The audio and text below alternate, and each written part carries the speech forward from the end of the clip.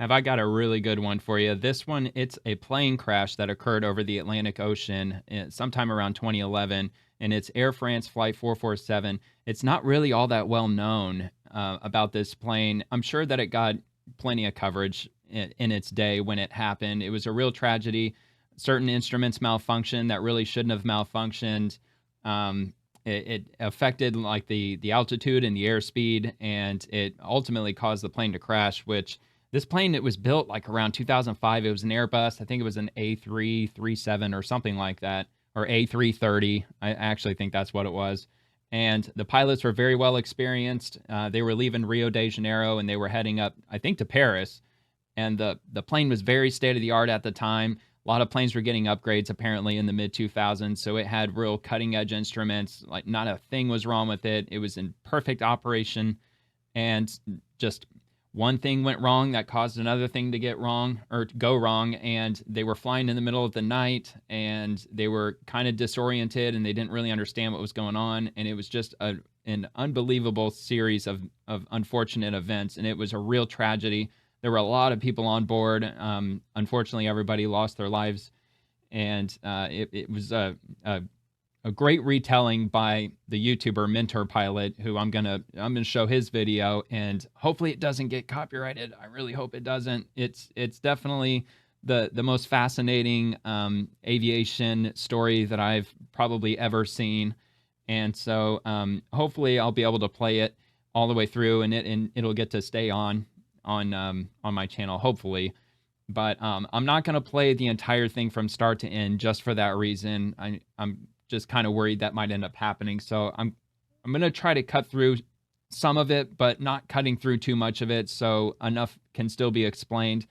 But the meat and potatoes of it is just during the flight itself, what went wrong, what caused it to go down, and like the immediate aftermath as to like how they found the plane, because it went down in the middle of nowhere.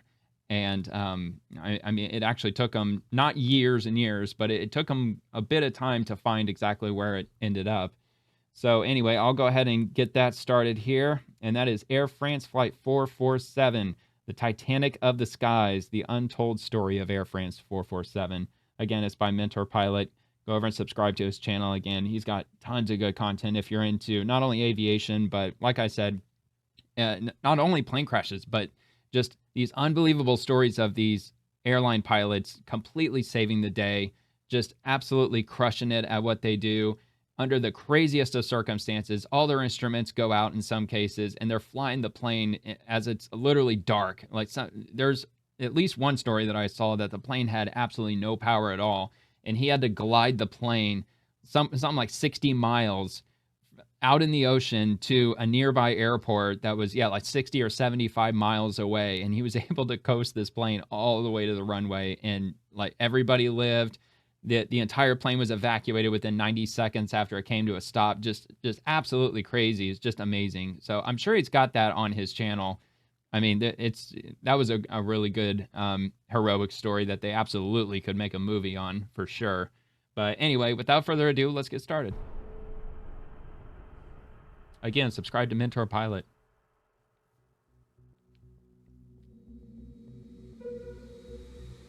I think I've seen probably at least 75% of his videos. The crew who were going to operate Air France Flight 447 arrived in Rio de Janeiro his channel's from Paris addicting, on so be 28th careful. May 2009. Make sure you've got plenty of time to binge watch. They were scheduled for a 3-day stop in Rio before the return flight back to Paris.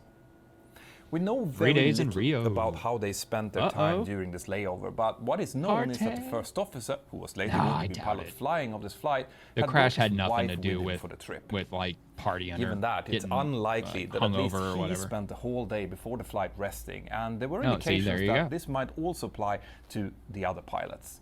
Flight 447 was scheduled to depart at 8 in the evening Rio time. That would be 11 o'clock at night Paris time, and that meant that the crew would have to operate through the night on the way home, with a scheduled landing time in Paris around midday on the 1st of June. All right, all-nighter, man. The pilots would have to operate throughout the window of circadian law, a time of night the good old red eye. Especially hard for the human body and the mind to stay alert. Because of this and the fact that the flight was scheduled to last darkest 12 hours and of the 45 minutes, the flight crew had been augmented with an extra pilot to allow for scheduled rest during the flight back. This meant that there were 3 taking pilots extra precautions to make sure this plane gets there. And 2 first officers.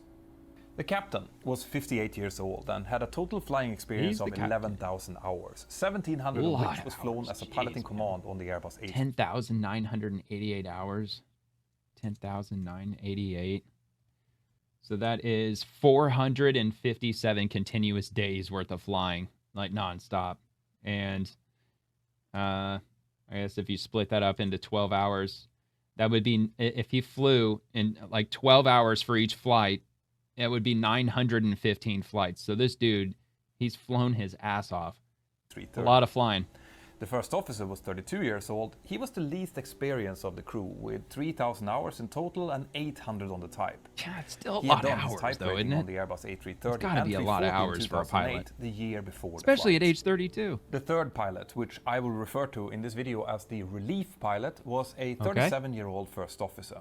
He had a total time of 6,500 hours, but he was actually the most experienced on the type, with 4,500 hours flown on it.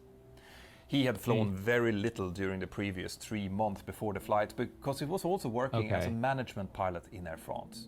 All right, well, maybe that's why he was the backup. The flights, the pilots met up and reviewed the planning documentation, including weather, flight plans, and NOTAMs. All right. The weather was fine for the departure and in Paris, but the en route weather looked a bit more complicated. Since the flight would be crossing the equator, it would also be crossing an area over the Atlantic known as the Intertropical Convergence Zone. Oh yeah, that's a nasty area. Said. In this zone, easterly trade winds from the northern and southern hemisphere will converge and can force the humid air from the surface of the sea upwards. This can cause powerful thunderstorms that can reach as high as 60,000 feet, which is much higher than most aircraft can fly. This also means that the aircraft who have to fly through this zone might be subject to flying between and sometimes even through part of these storm clouds. Dude, just watching that has me so excited for the rainy season. Like currently where I'm at, it's June the 6th right now. Our rainy season just started less than a week ago. We're just getting kicked off here in Tampa Bay. We're in the lightning capital of the U.S. We get tons of lightning strikes throughout the summer. Really excited for that. They call it the sea breeze effect, where the air mass from the Atlantic and the air mass from the Gulf of Mexico, they both push inland and they both converge together in the center of the state, and one overpowers the other. So depending on which one's stronger, it'll push the storms either west or push them east. Usually the Atlantic is stronger, so it'll push this wall of thunderstorms just toward Tampa Bay, and it's almost on a daily basis. I mean, there's a few days here and there where it doesn't happen, but it happens a lot in the summer, and it's freaking amazing. I'm really looking forward to that. The storms over water in the ITC said can sometimes contain smaller water content than the storms that form over land, making them harder to see on the aircraft's weather radar. So pilots need to be very careful when navigating around them, since they could still be quite severe. Oh my God, that would suck. The pilots likely discussed this risk of encountering these type of storms and carried a bit of extra fuel to give them the option of navigate around these storms if needed. Oh, okay. The pilots also briefed their 9 cabin crew about the possibility of... Yeah, I mean, I've never flown from South America to Europe. Obviously, there's probably millions of people who have, but I'd be curious to wonder how turbulent is that flight. It's got to be really turbulent, especially during that peak time of year where we're getting the most amount of those thunderstorms. But imagine being a pilot at night, in the middle of the night, just weaving around these thunderstorms, almost like you're like ducking and dodging cars in traffic or something like that. I don't know. That'd be wild, man. Service. God forbid you'd have to get stuck flying through one. Zone, we need to talk a little bit about the types of precipitation that can be found inside of these types of thunderstorms. Most people are familiar with the heavy rain and sometimes hail that typically come out of these clouds, but as you look higher up through the clouds, things can become a bit more complicated. Because of the very strong currents inside of the cloud, water droplets can be forced upwards into very cold air and become supercooled. This means that they are still in water form, but as soon as they hit the surface of some sort, they will instantly freeze and create clear ice. Sometimes these supercooled droplets can collide with snowflakes, and when that happens, a type of soft ice crystals can be formed, which is not as hard as hail, at the equator, but big enough to be heard when it hits the aircraft if you fly through it. This type of precipitation doesn't create the type of heavy airframe icing that super cold rain does, but it has significant volume and can quickly clog up and overwhelm sensors and probes on the aircraft, especially the pitot probes, which I will explain later. More than 9 different occurrences of this type of clogging happening to Air Spoiler France alert, flights that's what goes had been wrong. reported during 2008 and 2009. Little, and these reports, together probes, with how to recognize and deal with the issues, had been published in safety bulletins circulated to all Air France pilots during the year before the accident flight. The aircraft that the pilots were going to operate was a reasonably new Airbus A330-203. It had been delivered to Air France in 2005 and was in almost perfect working order on the evening of the departure. Prior to arriving at the aircraft, the pilots ordered 7.4 tons of fuel to be loaded. On top of its together with their cabin crew, they walked out to the aircraft and started preparing it for departure.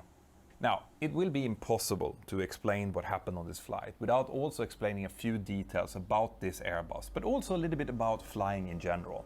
Pilots need a way to accurately measure the amount of air that is flowing over the wings, because that's what really determines the performance of the aircraft. Well, it is important that we know about these probes. They utilize a type of probe I don't know if I should just play through that. Or a pitot probe.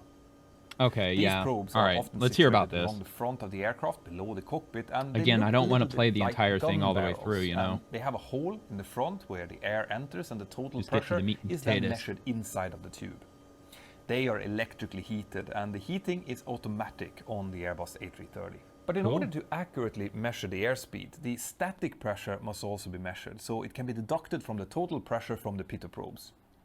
This static pressure is measured from a different device called a static port.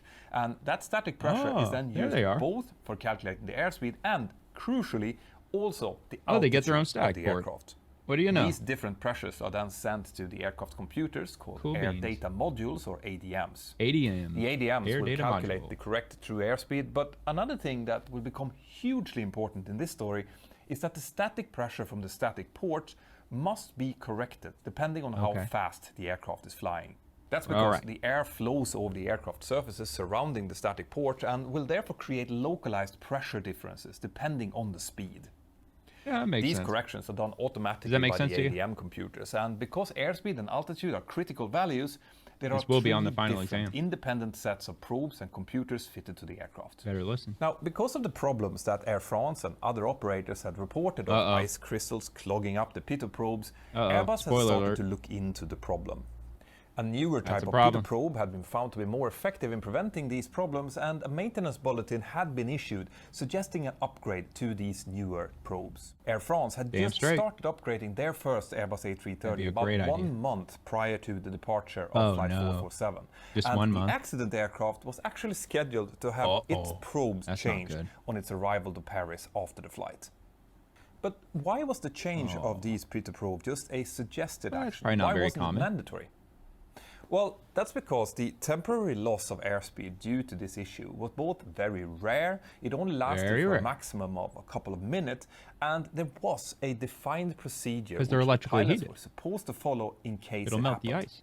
In Air France, this procedure was known as IS de tous, but I will refer to it in this story as unreliable airspeed. All right, thank you. Because this problem had been reported several times, it had been included in the recurrent training scenario for all Air France crews during 2008 and 2009.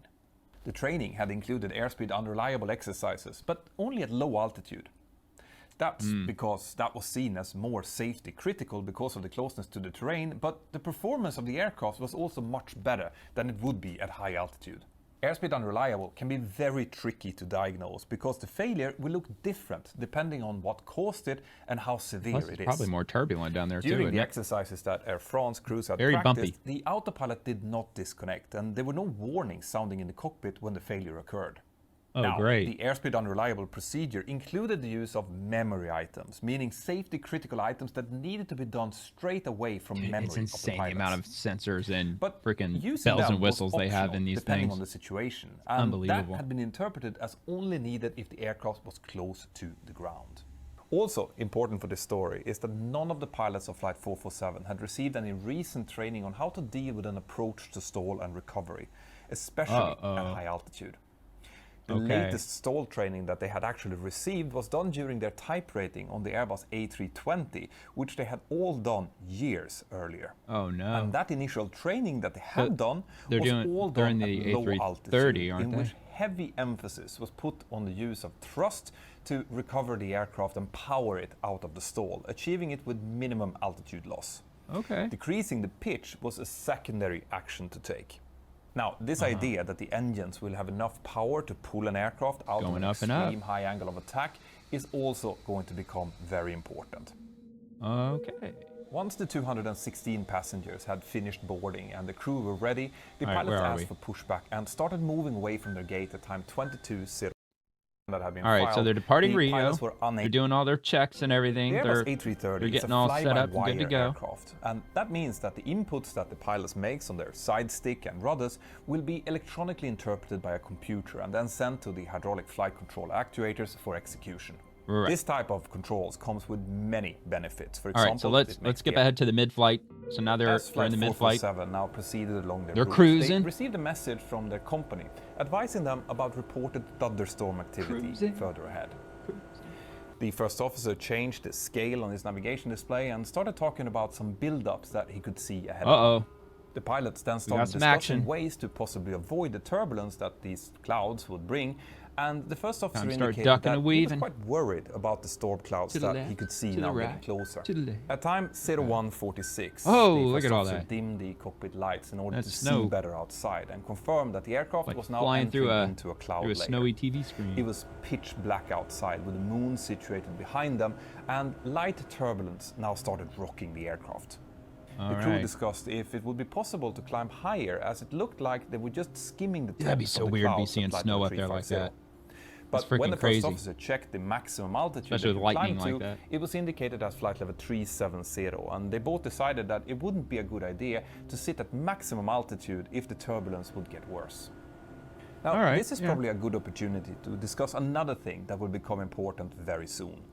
Let's go. As an aircraft climbs higher, the air will become thinner and thinner outside. Yes, that is correct. And because of that, depending on the weight of the aircraft as well as the outside temperature and some other factors, the aircraft will be limited from continuing to climb as the engines just won't be able to produce enough excess thrust to do it. This also means that the engines do not have much excess thrust to deal with any non-normals up there, and because of that, we pilots need to be very careful. You know how that goes if you ever play GTA 5. With how the aircraft is operated. Only go up so high and then it just starts going down, down, down. Climb higher than its indicated max altitude would be to exchange kinetic energy, their speed, for potential energy, altitude. But doing so would dramatically increase the angle of attack.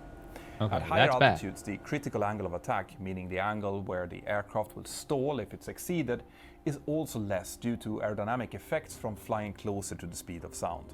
So in short, the aircraft will stall earlier and will have less available thrust at high altitude. Some really good insight into aviation watching his and harder to hand fly due to less air providing aerodynamic damping. Aerodynamic damping. After the aircraft had entered into the clouds, the captain started commenting on the appearance of St. Elmo's fire.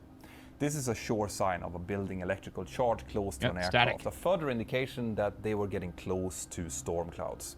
Around this time, the captain pressed a button on the overhead panel, which activated the call bell in the crew bunk behind the cockpit. This was the sign to the relief fancy pilots pants boats. That it was time for him to return to the cockpit and take over for the captain, so the captain could go back to the bunk and get some rest. The relief pilot knocked on the cockpit wall in response to show that he had heard the bell. Now, the Air France standard operating procedures at the time stipulated that the first officer in the right seat, who was pilot flying, would take on the role of piloting command when the captain left for rest, unless something else had been agreed. And in this case, this was exactly what happened. And when the relief pilot arrived to the cockpit at time 01:59, the captain left his chair and listened in to the briefing that the first officer gave to the relief pilot. This briefing included the anticipated turbulence, that they were currently flying in cloud, and that they couldn't climb any higher. So what we got? Well, the little bit of turbulence that you just saw, we should find the same ahead. We're in the cloud layer. Unfortunately, we can't climb much for the moment because the temperature is falling more slowly than forecasted. So what we have is some rec max a little too low to get to 3.7. Higher at the moment. First officer. The captain didn't leave any specific instructions about how the two first officers should deal with the thunderstorms ahead. Instead, he left the cockpit to start his rest. He's going in his little bit. Now, we can only speculate to why he didn't give more clear instructions. Like I mentioned before, all three pilots were used to this type of weather and had flown this route many times. So it is likely that he found the two first officers more than capable of dealing with it. When the Especially captain practically left, a the brand Air new France plane procedures too. meant that the much more senior relief pilot now took on the role of pilot monitoring in the left seat, and the first officer continued as pilot flying and effectively piloting command. The two pilots now started discussing the weather situation up ahead, and the first officer mentioned the intertropical I'm sure it's on convergence zone. autopilot. But they're just at this cruising. stage, there was no discussion about trying to avoid the cells Should by be on changing easy course. street. Instead, the first Yes, officer in front of asked me. Ah, shit. the relief pilot I if missed he it. had been Whatever. able to sleep, Did you sleep? anything, and the relief pilot said that he'd just dozed off a bit. Ah. The relief pilot then asked Well, you the don't want first to be doing officer that in the if chair, he dude. felt okay. This discussion could be interpreted as the two pilots possibly feeling a bit fatigued at this point. Here, man, take one of The these. captain had also made some similar remarks earlier. The relief pilot also left his pilot chair in the aft position and didn't move it forward into the piloting position when he I sat wonder down. how far back those things will That recline. would likely have given him a more relaxed position where he could put his feet up, but it wouldn't be ideal if he suddenly needed to fly the aircraft, which he soon would need to do. Yeah, probably a At bad time, idea. 02, 06 and 5 seconds, the first officer Plus you relax contacted too the much, you're cabin gonna fall crew to asleep. advise them that they would likely encounter some light. Yes, it is in front of me. In 2 minutes there, we ought to be in an area where it will start moving about a bit, and then now you'll have to watch out there. Turbulence soon, and to tell them to be careful. Yep, be careful. It was now around 4 in minutes layman's since the terms. captain had left the cockpit, and in You gonna another sit 4 down? minutes the emergency It might be a good sequence idea would to begin. tell your. The relief pilot now started looking I'll call the closer back. at his navigation display, and he reached down and changed the gain on his weather radar to max. This made the weather radar more sensitive and As highlighted sensitive the as weather ahead possible. of them. He then asked the first officer if he maybe wanted to go a bit to the left, indicating some discomfort with what he was seeing in front of them. The first officer asked Yeah, what he obviously meant, the red is and where he the then heaviest pointed out the precipitation's return at. on the screen in front of them and asked again if they could turn left. The first officer You don't wanna be agreed flying and through that turned the stuff. heading bug about 12 degrees to the left. This was a quite small correction given the amount of weather they had in front of them, but it meant that they now left their flight plan route and they didn't try to radio in this change to air traffic control. Oh. Well, it may have not made a difference. They're out in the middle of the Atlantic. 08 and 17 seconds, the cockpit voice recorder picked up a change in the background noise in the cockpit. Well, I'm surprised they're not communicating by satellite, like rain you know? hitting the cockpit. Especially with Starlink being the up first there. officer noticed that the temperature was maybe it's going in the up, works. and he asked if the relief pilot had done something with the air conditioning. He then asked, Oh. "What's that smell?" The Uh-oh. relief pilot recognized the smell as ozone and Ozone, calmed his colleague down weird. by explaining what ozone was. These comments, Oh, as well as the electrical charge. precipitation What? heard outside That's the weird. aircraft, were all signs of the type of weather phenomenon the aircraft was now flying into. Yo. The change in temperature and You can humidity smell felt the in electricity cockpit in was the air out likely there. another sign of huge amounts of water or ice being suddenly sucked into the engines, partially overwhelming the air conditioning system. 20 seconds later, the background noise intensified and changed into a sound of ice crystals now hitting the cockpit. The turbulence intensified, and the first officer flying reduced into a the storm. commanded speed from Mach 0.82 to 0.8, which was the turbulence penetration speed. This caused the Getting some autothrottle to drag. reduce the thrust back to 84% N1. Up until this point, the aircraft had been performing flawlessly, and the two pilots were relaxed and just man, monitoring the top-notch. autopilot doing its job. We don't know for sure what caused it, but it is very likely that the ice crystals, who were now pelting the aircraft outside, started to overwhelm the heating elements of the pitot probes, who were providing crucial information to the three air data modules. Oh. At time 02, So much for the 10 electrical and 5 heating. seconds, the autopilot and autothrottle suddenly disconnected with the associated cavalry charge warning in the cockpit. The autopilot At the did? same moment, a heavy gust of wind caused the aircraft to start banking sharply Oh, to the no. right. The first officer called out, "I have controls," and reached for his side stick. Now, this sudden Dude, the plane onset would of just warnings disengage and like that? aircraft behavior would have likely caused a severe startle to both pilots, and the confusion would have set in Well, yeah, almost that freaked me immediately. out. But at this point, the aircraft For the was record, by the way, I mean, realistically, I know they're doing the simulation like with the clouds lit up like that so you can see the plane and you can just like, you know, kind of see where it is and what's going on. But out there in reality, it would be pitch black, except the occasional flash of lightning, which would probably, I mean, I don't know if it'd temporarily blind you exactly, but I mean, I'm sure we've all been out in a thunderstorm at night. When there's a bright flash of lightning, it just suddenly just hits your pupils and they retract, and then it's hard to see. It's almost like, you know, getting your picture taken with a flash camera at night. So I can just imagine that being even more disorienting for them. flying reasonably level with only this right bank developing. As the aircraft continued banking right, the indicated airspeed on the captain's primary flight display, as well as on the standby indicator, suddenly dropped from 275 knots to 60 knots. Whoa! A clearly erroneous indication. We don't know for sure what the first officer's instruments showed, as they weren't recorded on the flight data recorder, but they likely also fell with a similar amount. That would have been really disorienting. Remember what I told you about how the altimeter system compensated the pressure for higher Mach numbers? Oh, I'm sorry. Because the speed was now we might have indicated missed as that. much lower, the altimeter system recalculated its altitude and suddenly showed a drop of 300 feet, as well as a negative vertical speed. The first officer, who had been suddenly thrown into hand flying the aircraft, now reacted instinctively by giving left aileron and pitching up to correct his altitude. This was the start of the sequence of events that would ultimately doom his flight. That's so creepy, man. Since all three ADRs were now showing unreliable data, ECAM the aircraft messages reverted into alternate law, which meant that the angle of attack protections were lost, as well as the overspeed and bank protections. All right. Now, like I mentioned before, the roll control now also became about twice as sensitive, meaning that the first officer had to really concentrate in order to get the aircraft to stop banking and return to level flight. He started overcorrecting, and the movements he made with the side stick started causing more oscillations going from right to left. Also keep in mind, it's pitch black out there. It is very possible. It's not like you can see the horizon or anything. The first officer's attention went to this part of the handling at this point. But remember, he had also started pitching up. That pitch was now increasing, leading into a very high rate of climb.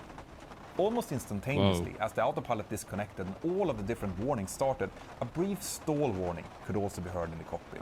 When the warning sounded, the relief pilot called out, "What is that?" Likely because of the quick nature of the warning, but it could also potentially indicate a confusion about its meaning. The flight directors were not disconnected by the crew, as the procedure for airspeed unreliable instructed them to do, but the command bars disappeared anyway due to lack of reliable data. 11 seconds into the sequence, the pitch of the aircraft had reached 11 degrees nose up, and the first officer was making max but the plane is left slowing and right down, side stick I think. input, still overcorrecting. He also now called, we haven't got good display," likely referring to the lack of speed info. The relief pilot who was supposed to handle the ECAM warnings and the non-normal checklist call out, "We've lost the speeds and alternate low protection law." He then continued to read out the ECAM messages, but in a manner that was hard to understand. Obviously, if it slows down, it's going to lose altitude. It's going to start sinking down toward the horizon, even with the nose up. The aircraft was in alternate law, meaning that it would handle differently and that certain protections were lost. He mentioned that the auto thrust was lost, and the first officer responded by asking, "Engine lever?" showing some confusion about what the relief pilot was saying.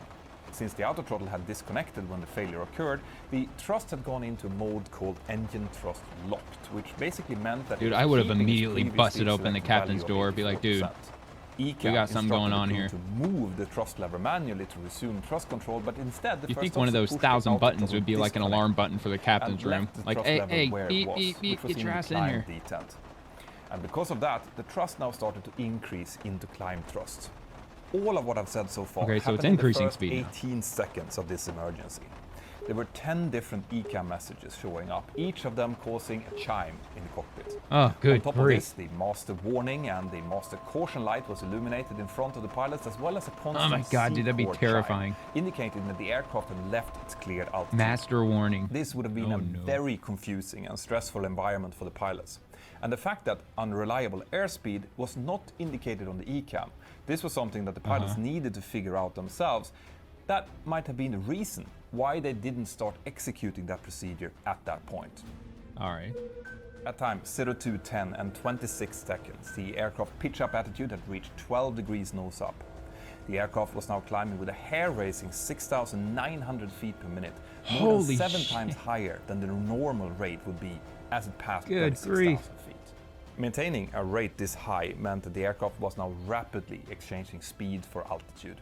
Suddenly, the flight director bars reappeared in front of the first officer, but instead of being engaged in the altitude hold mode that they were before, they're now engaged in vertical speed mode, since they activated in the middle of a climb.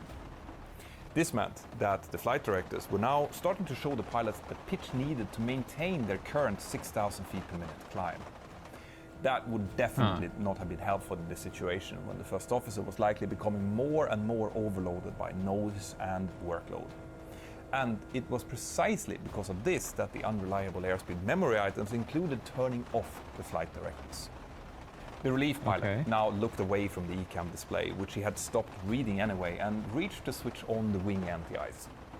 And that's when he noticed the high pitch that the aircraft was keeping. He called out, "What's your speed?" possibly referring to the vertical speed, since the speed indication still hadn't returned. The first officer replied, okay, I'm going back down," and started pitching forward, but not nearly enough. This only reduced the climb rate, but the aircraft continued to climb. Yeah. The relief pilot continued to call out that he needed to stabilize, go back down, and according to all stabilize. three, you are going up, so go back down. Go back down. To which the first officer responded, "Okay." The pitch now momentarily reduced to about 10 degrees pitch up, which still gave a climb rate of about 4,000 feet per minute. They now climbed through their calculated max altitude of 37,000 feet, and at time 0210 and 36 seconds, the flight directors disappeared again, but the airspeed came back on the left side, indicating the correct speed of 223 knots. That meant that up until this point, the aircraft had lost about 50 knots of pressurized airspeed, and the speed was still reducing. The flight directors again flashed up for about a second, disappeared, and then came back again, commanding a climb of about 1,400 feet per minute, which was what the aircraft was doing at that time. At time 0210 that's not like 47 seconds, crazy. the first officer inexplicably now reduced the thrust back to around 85% N1. And this is likely a sign of his increasing loss of situational awareness and disorientation. The relief pilot pushed the call button to try and get the captain back in. Oh, there it is. He pressed it several times, asking, "Where is he?" Knew they had a button for the captain. And switched the air data selector and the attitude heading selector Heavy sleeper. to first officer on 3. These are switches designed to change the data input for the displays, and they were not items covered in any checklist. He likely switched these in an attempt to try and restore the instrument that he felt were missing for the first officer. 3 seconds later, the stall warning went off in the cockpit and sounded continuously for the next 45 seconds. The fact that this warning was now sounding continuously was not verbalized or even discussed by any of the pilots. Instead, based on the flight recorders, because they did find them on the controls, increasing the pitch attitude to 16 degrees nose up. So they're just trying to focus on takeoff. Stabilizing the plane, this really. Pitch up command now also meant that the stabilizer at the back of the aircraft started moving into the max nose up position, making a potential recovery even harder. The aircraft now no longer had enough energy to keep the requested climb rate. Instead, it started to slowly level off, rocking from side to side, which the first officer desperately tried to counteract with the side stick. They were now rapidly closing in on a fully developed stall. Now, a stall happens when the aircraft wing has moved beyond its critical angle of attack, meaning that it effectively stops being able to create lift, and instead the aircraft will start to drop. A stall can happen at any altitude. The only thing that determines when it happens it's all about the speed is too, the right? angle of attack, and the angle of attack is the angle between the wing chord line and the oncoming airflow. Both pilots had received initial training on how to deal with an approach to stall and recovery during the type ratings years ago, but they would have never experienced the feeling of a fully developed stall in the real aircraft. The fact that the Airbus only has an audio warning, not a visual stall indication in front of the pilots or a stick shaker, might also have played a part in explaining why the warning that wasn't really reacted shouldn't be to, necessary, because man. One like of the first things audio that warnings, they disappears should when a know all human of them is to a under stress T. is their hearing. Okay. At time 0210 and 57 seconds, the aircraft... That is kind of a fair point, that in such a high-stress situation like that, especially when you said how many alarms are going off, like 10 or 11 alarms were going off. I mean, it doesn't sound crazy to assume that there were a couple of very important alarms that were going off that they just didn't hear. I mean, like if you're in an extremely high-stress situation, you might not hear certain things, or you might not even see certain things because you're hyper-focused on just, I guess, the task at hand. Like your instinct kicks in and you're not really aware of other things going on around you. Like you end up getting like tunnel vision. Its stall angle of attack, and violent buffeting started. I mean, maybe that's kind of what they were dealing with. This type of buffeting is of a much higher frequency than turbulence is, and it feels very different. points, the first officer now added full toga thrust. But at this altitude, above the aircraft's maximum performance altitude, the engines were not able to produce enough thrust to even keep the speed, much less accelerate it. The relief pilot called out, above all, try to touch the lateral controls as little as possible, showing some insight into the issues with flying in alternate law. But this fell on deaf ears as the first officer continued to make max left and right inputs. Oh, the relief so it's like he didn't even said, hear him. Is he coming or not, referring to the captain? The first officer now called out, I'm in toga, referring to the fact that he had added thrust, which he might have thought would be enough to solve the situation. The aircraft he's still too climbed preoccupied to get the captain, sounds like. Maximum recorded altitude of 37,924 feet. And then it started falling down towards the sea below. Now you might ask yourselves, why didn't the relief pilot just take controls? He was asking for corrections that didn't happen. Well, we will never know the answer to that. Maybe but just too focused on something else. The fact that this all happened quite fast. It only took about 1 minute to reach this point. Whoa! Also, the fact wow! All this happened in just 1 minute. His colleague was making on the side stick, since those Dude, weren't could you connected imagine? to each other in the Airbus, made it hard to monitor what his colleague was actually doing. At time 02:11 and 7 seconds, the last bit of ice inside of the pitot tubes had been cleared by the heating elements. Okay, And both the standby and left airspeed only takes a minute. now started working again. Good. The speed indicated was 183 knots, meaning that they had lost around 90 knots of airspeed. The aircraft now entered into an increasingly rapid descent, with the stall warning sounding continuously. The relief pilot called out, but we've got the engines, what's happening? And then, do you understand what's happening? But he got no reply. The aircraft started banking dude's over hyper-focused towards on the right, something. which prompted the first officer to give continuous left side stick, but with very little effect. The first officer also continued his pitch up command with his side stick and would be doing that continuously for the next 40 seconds. Remember, all this information's in the flight data recorders. That's how they know all this. Possible for the first like when the stick was being moved around. There are a few things that are worth thinking about. The first is that the human brain does not perform well under stress, and we tend to revert to our training when that happens. And that brings me to my second point, which is how the Airbus functions when it's flown in normal law. You see, the best possible climb performance you can get from the aircraft is achieved through applying continuous back pressure and toga thrust. Yeah, that makes sense. That's what's used during a wind shear or a terrain escape maneuver, for example. Since the aircraft will not allow it to stall, it will only pitch to maintain close to its maximum angle of attack, whilst using max thrust, giving the best possible performance. Yeah, quick climb. But that only works in normal law. If you apply that logic, the actions of the overstressed first officer becomes maybe a little bit more understandable. At time 02:11 and 32 seconds, the first officer called out that he didn't have control of the aircraft anymore. No control at all. Oh man, nobody wants to hear that. The relief pilot responded by saying, controls to the left, and pressed the takeover button to take controls. But I mean, he these never poor verbalized passengers, that man. takeover formally. He then made I don't know how turbulent it might be, or even if they're even aware of what's really happening. He took back the controls again and probably continued not, with his own but inputs, aft and left, obviously looks none bumpy. of which was working. At this point, the aircraft descent rate had increased to around 10,000 feet per minute, and the angle of attack was close to 40 degrees, meaning that the 10,000 feet a aircraft minute? was now more falling than flying. Because it was maintaining such an incredibly high angle and of it's attack, still pitching the up. air was now hitting the aircraft from below at It's a pitched 40 way to up, 60 degree angle. but it's This would have falling caused a very 10,000 feet a strange minute. wind noise in the cockpit, but also crucially, the angle that the air was hitting the pitot tubes and the static ports with was now so extreme that the pressure became almost equal on both. Oh. This meant that the speed indication once again disappeared as the computer interpreted those conditions as being completely impossible and unreliable. Oh my so God. the reason that the crew now once again found themselves without valid speed indication had nothing to do with ice from this point on. It was only due to their extreme aircraft situation.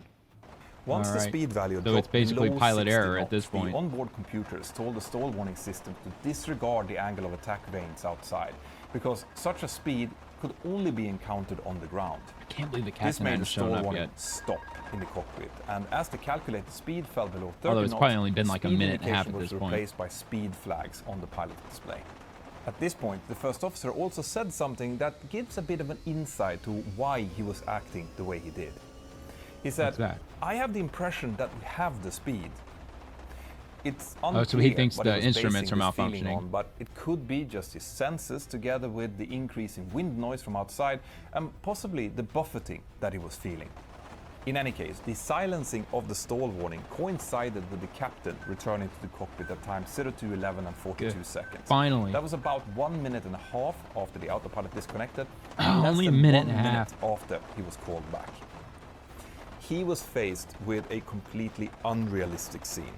There was no stall warning at this point for the reason that I just explained, but the aircraft was descending with an incredible vertical speed, and they were just passing 35,000 feet, the same altitude they had maintained when he left the cockpit.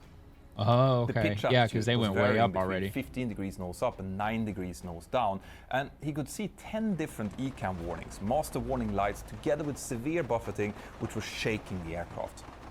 The captain asked, "What are you doing?" Yeah. To which the What relief the hell pilot is going on in desperately here? answered, "What's happening?" "Well, I don't know. I don't know what's happening." Oh my God! So this dude has The first no officer clue. also chimed in, "We're losing I don't even know control where of the to aircraft start. here," and the relief pilot added, "We've lost all control of the airplane. We don't understand anything. We've tried everything." Oh wow! The first officer now reduced the engines to idle, and given their position below the wings, this Even and though they're some falling actual at 10,000 feet a pitch-down minute. commands finally caused the aircraft to pitch down to about 11 degrees below the horizon. Ooh. The first officer said, "I have a problem. Now it's really that going I down. don't have vertical speed. I have no more displays." And the relief pilot said, "We have no valid indications." The vertical speed indication might have been indicating full down at this point, or it could indeed be missing, as the computer rendered any value above 20,000 feet per minute as invalid. But the fact that they were now finally pitching down caused the speed to start increasing and the angle of attack to decrease slightly. But in a cruel twist of fate, because the speed now started increasing, the stall warning system again noticed that it had valid indications and started sounding, giving the perverse effect of indicating stall when the nose was pitching down, but disappearing again when it was pitched back up. This must have been extremely confusing for the pilots, but fully in line with the aircraft system design at the time, because no aircraft was ever thought to even get close to that kind of situation that they now found themselves in. Wow. The first officer now said, "I So have this the hasn't even impression been that we had simulated some crazy before." speed. What do you think?" He then reached over and deployed the speed brake, but was immediately told to stow it again by his colleagues. Now, this further indicates that the first officer indeed thought that the aircraft was in an overspeed and not in the fully developed stall that they actually were. As the pilots were now trying to troubleshoot, the aircraft was descending with between 10 to 15,000 feet per minute, with the nose oscillating between 8 degrees nose down and 15 degrees nose up. Each time it pitched down, the stall warning would activate, and when it pitched up again, it would silence. The bank angle varied between 20 and 40 degrees to the right, and it's likely that it was mostly the yaw damper, which was controlling the rudder, who kept the aircraft from going into a spin. At time 02:12 and 10 seconds, the thrust was again moved into the climb detent, and 20 seconds later, the aircraft stopped banking to the right and instead started oscillating left and right, which the first officer continued to try and correct with his side stick. The relief pilot asked the captain, "What do you think? What do we need to do?" But the captain, who had not been informed about the nature of the initial failure, nor about the rapid climb take him like in the 2 minutes beginning of just the to emergency, explain. was completely perplexed. He just answered, "There, I don't know, there it's going down." Clearly, just trying to orient himself of what he was seeing on the different instruments. Scan all the instruments to see what the hell is happening. There are a lot of confused call-outs from all three pilots. The first officer, who was still in control, was asking things like, "Am I going down now?" To which the relief pilot responded, "Go down," and the captain, "No, you're climb there," most likely referring to his pitch attitude, not to what the aircraft was actually doing. At some point here, the first officer actually positions the side stick fully forward for a few seconds. This causes a pitch down and the speed to start increasing. And with that, stall warning came back, and the first officer confirms the engines to be in toga. This is again an indication of this being his go-to response. Like no matter what they do. He then asked, "What do we have on Alti?" referring to the altimeter reading, which was about 20,000 feet at this point. Oof. Now this is a bit strange, since he should be seeing his altitude in front of him, but unfortunately we cannot be sure if the first officer had any valid instruments at all in front of him, since the flight data recorder didn't capture it. Oh, great. Later examinations of the different failure modes in the computers seems to indicate that he did have it. The captain muttered, "It's impossible. showing that he still couldn't figure out what was going on. During the following seconds, the pilots kept discussing the attitude of the aircraft and how to get the wings horizontal. The confusion is obvious and excruciating to listen to. Yeah. The first officer explained that he is at the limit with the roll controls, and the captain then suggested that he could use a bit of left rudder to try to stop the right bank. This actually seemed to help momentarily as the aircraft rolled over slightly to the left, but soon continued banking right again. The aircraft descended through 10,000 feet, and the first officer called out, "Oh no! We're there! We're passing level 100." At this point, there was likely very little the pilots could have done to save this aircraft. Oh no! But the relief pilot now called out, "Wait, me! I have controls," and then started making left inputs, but the first officer never let go of his control, so the warning dual input was now heard multiple times. Okay, because they're both working the stick at the same time. The first officer called out, how come we're continuing to go down? And as he was saying this, the relief pilot instructed the captain to try and reset the flight control computers, which he did, but the captain also said that it wouldn't make any difference. The relief pilot then started calling out, "Climb, climb, climb," to which the first officer responded, "But I've been at max nose up for a while." That last remark likely finally made the captain understand what was going on, and he called out, "No, no, no, don't climb." The relief pilot said, "So go down," and pushed his side stick forward.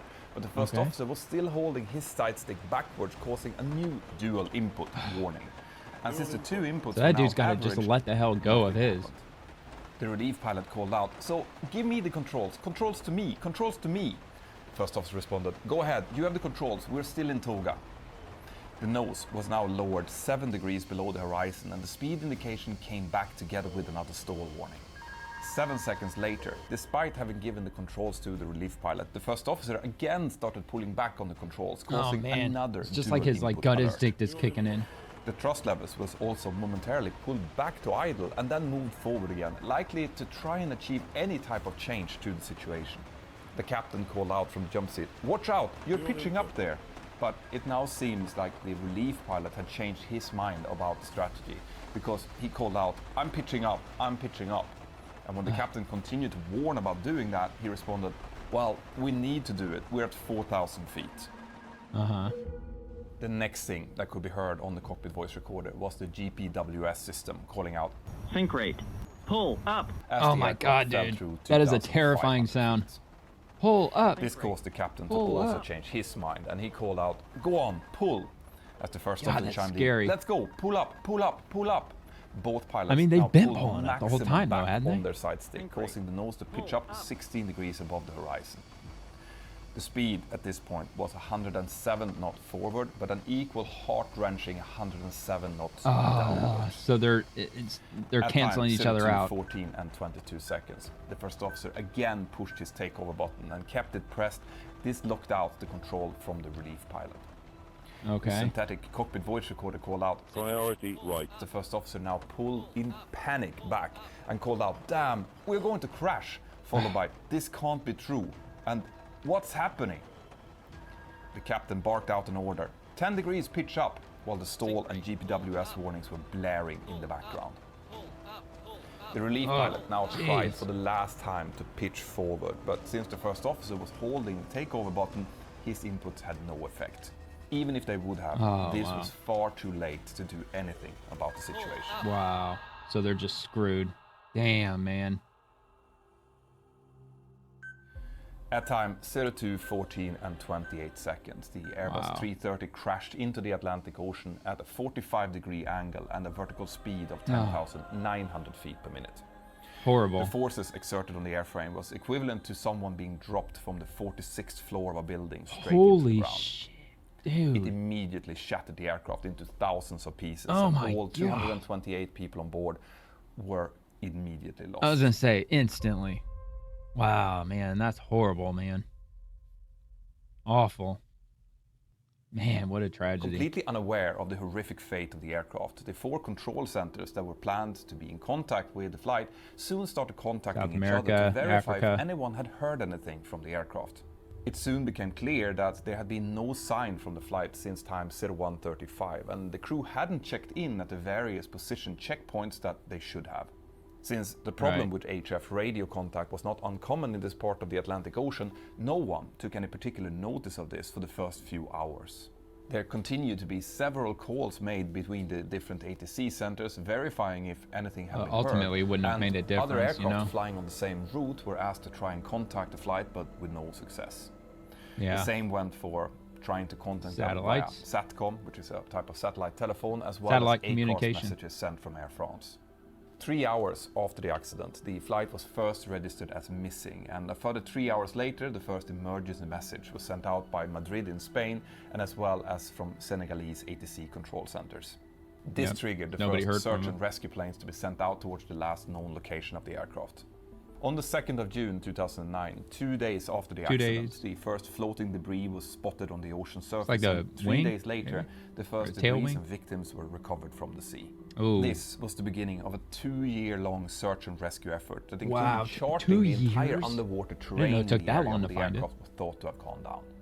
The search was divided into several campaigns, with the last one starting in March of 2011. And on the 2nd of April that year, the wreckage was finally located on a relatively flat area at the sea floor at a depth of about 12,800 feet and 6.5 miles away from its last ACARS transmitted position.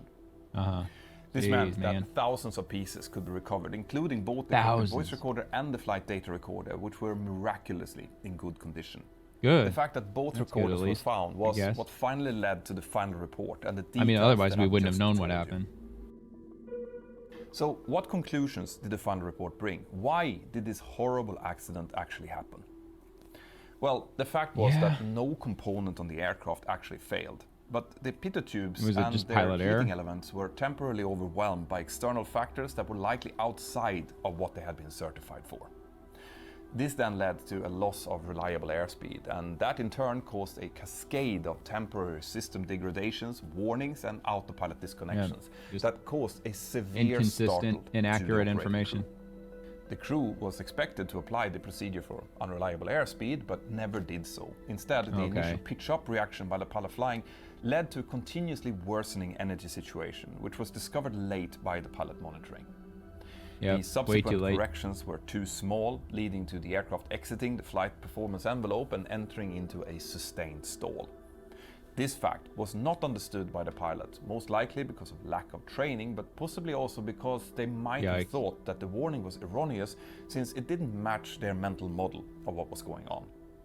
In any case, the stall conditions was never discussed or verbalized by the pilots during the whole sequence. The lack of identification of that stall meant that the crew never initiated any countermeasures against it.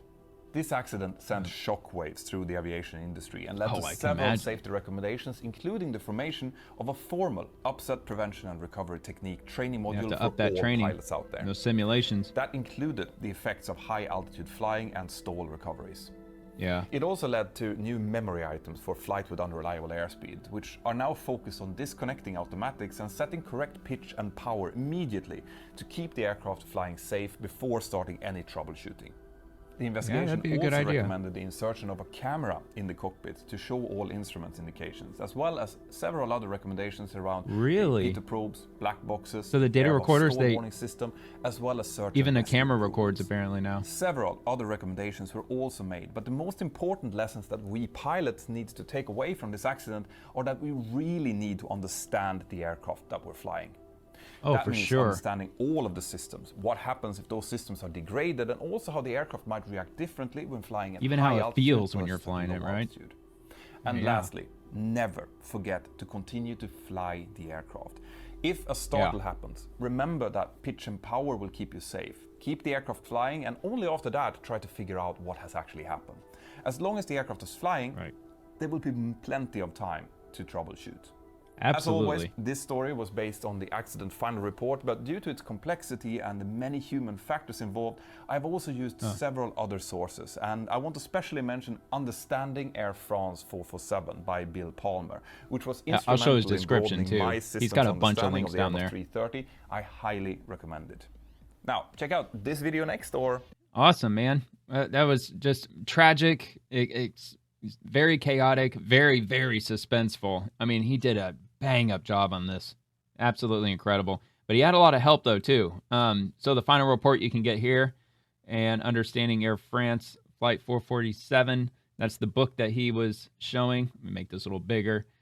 And so the simulation objects that were used, the Boeing 737 mod and the Korean Air Livery, the AER Air Lingus livery, the pilot probe, ADM, Honeywell, Air France HQ, Search One. So yeah, I mean he's got everything linked up as to how he put this together, and yeah, it was really good, man. This is a really good one.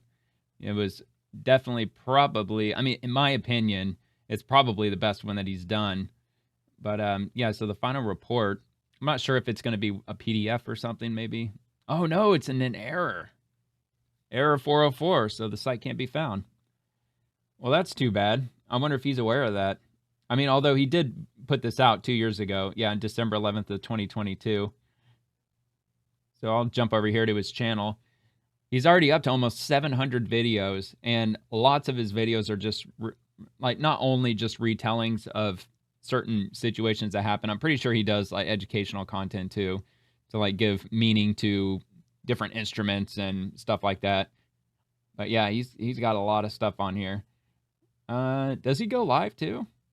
Yeah, he does. I did not know that. So he even does live streams too. So that's cool.